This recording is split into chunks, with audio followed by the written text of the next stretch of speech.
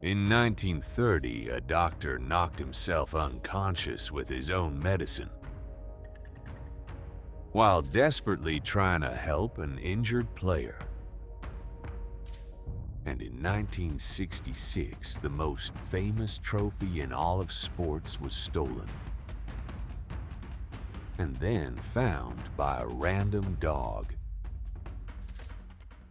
The World Cup has been played since 1930, and in nearly a century of football's biggest stage, it has produced far more than just legendary goals. It has produced chaos, comedy, and scandals.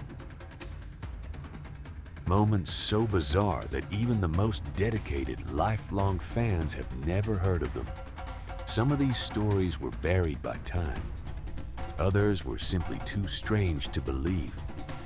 But every single one of them is completely real. So stick around, because fact number 7 might just be the strangest thing that has ever happened on a football pitch. Let's begin. Let's go all the way back to the very first World Cup ever held in Uruguay in 1930. It was a tournament unlike anything the world had seen before. Nations traveled across oceans just to be there. And during one tense semi-final match between the United States and Argentina, a player suddenly went down, injured, right there on the pitch. What happened next, nobody could have predicted. The American team's trainer immediately rushed onto the field to help his player. But in his hurry, in the middle of all the panic and confusion, he dropped his medical bag. It fell straight onto the grass. And that is where everything went wrong. Inside that bag was a bottle of chloroform, and it shattered the very moment it hit the ground. The powerful fumes rose up into the air and knocked the trainer out cold. So instead of treating the injured player, the medics had to carry the trainer off the field instead. A man defeated by his own first aid kit. Egypt was supposed to make history. They were set to become the very first African nation ever to play in a World Cup back in 1930. But there was just one problem. On their long and difficult journey across the sea, their ship, bound for Uruguay, was caught in a violent, raging storm right in the middle of the Mediterranean. And the delay would cost them everything. By the time they finally reached the port, the boat had already left, without them. And just like that, Egypt's World Cup debut would have to wait for decades. Sometimes history isn't decided on the pitch. Sometimes it's decided by the weather. Most national teams are carefully selected by professional coaches and expert scouts. But Romania's 1930 squad was completely different. This team was handpicked personally by the king himself, King Carol II. He didn't just cheer from a distance, like most leaders would. No, this king got directly and deeply involved. And what he did next was truly remarkable. The king was so invested in his team that he reportedly negotiated directly with the players' employers. He personally made sure that any man who left his job to compete for the country would still have that job waiting for him when he finally returned home. Officiating the very first World Cup final in 1930 was no easy task. The atmosphere in the stadium was electric and, honestly, a little dangerous. The Belgian referee, John Langenus, was so deeply worried about how the massive crowd might react to his calls that he did something absolutely incredible. Before the match had even started, he arranged his own personal getaway in advance. He requested police protection, and he had a full escape strategy ready to go.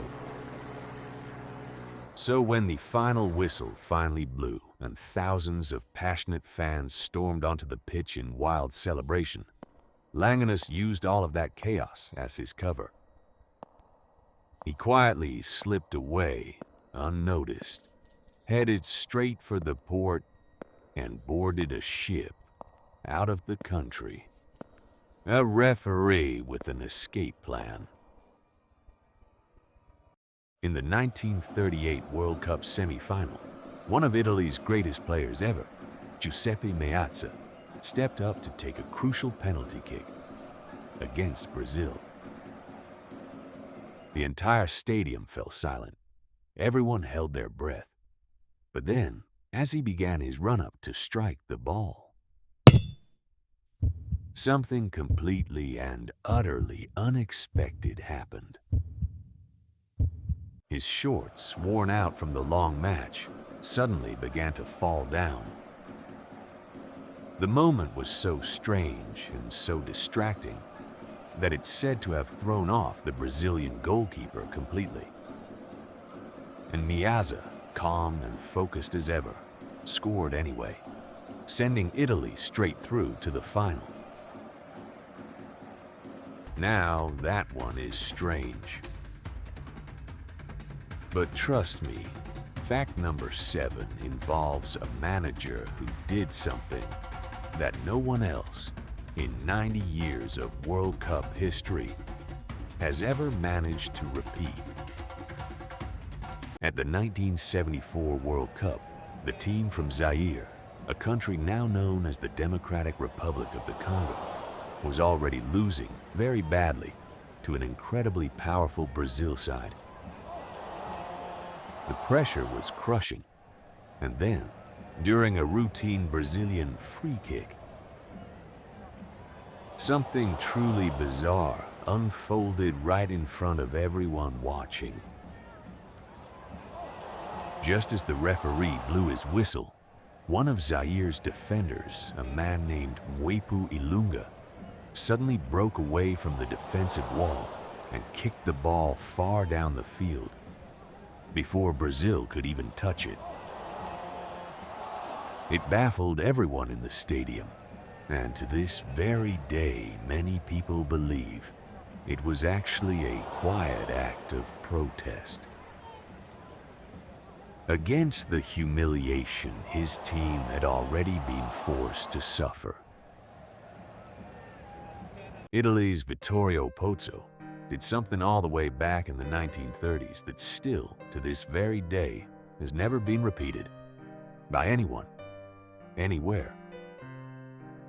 He led the Italian national team to World Cup glory, not just once, but twice. First in 1934, and then again in 1938. Back-to-back triumphs. And to this day, Pozzo remains the only manager in all of football history to win the World Cup 2 separate times. When you consider just how dramatically the game has evolved since then, the fact that this record has survived for nearly a full century tells you everything about how incredibly difficult it truly is.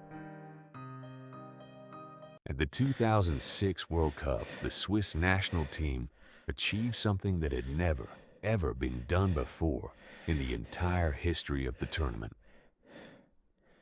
They played through the whole competition and without conceding a single goal, not one. Their defense was absolutely flawless, impenetrable. It seemed like nothing could possibly stop them. It sounds like the perfect recipe for a championship run, doesn't it? But instead, Switzerland was eliminated in the round of 16 after losing on penalty kicks. They proved something painful that day. Sometimes simply not losing just isn't enough to actually win.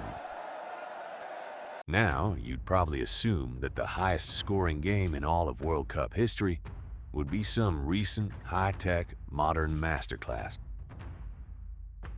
But you would be wrong, because all the way back in 1954, Austria defeated Switzerland by an absolutely incredible score. 7-5. That's 12 goals in a single unforgettable match. And that astonishing scoreline still remains the highest scoring game in the entire history of the Men's World Cup, even today. It was a level of pure, unfiltered chaos that modern, carefully structured tactical football almost never ever sees anymore. And finally, we arrive at the story that started this entire video. In 1966, just a few short months before the World Cup kicked off in England, the original trophy, the famous Jules Rimet trophy, was stolen, right while it was sitting on public display in the very heart of London. And the whole nation was about to panic. The entire country was thrown into complete panic. This was one of the most valuable objects in all of sports, and it had simply vanished into thin air. There was no sign of it anywhere. Police searched everywhere they could. Days went by with nothing.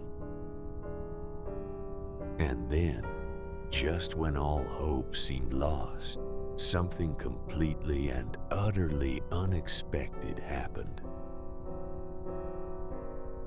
A little dog named Pickles was out for an ordinary evening walk with his owner, when suddenly he began sniffing at something hidden underneath a garden bush.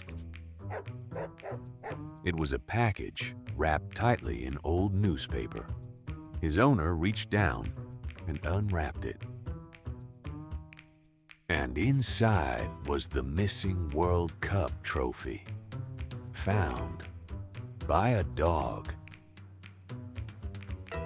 And just like that, Pickles the dog became a national hero, a celebrity, literally overnight. It's living proof that sometimes football's biggest and most baffling mysteries are solved in the most unexpected ways imaginable.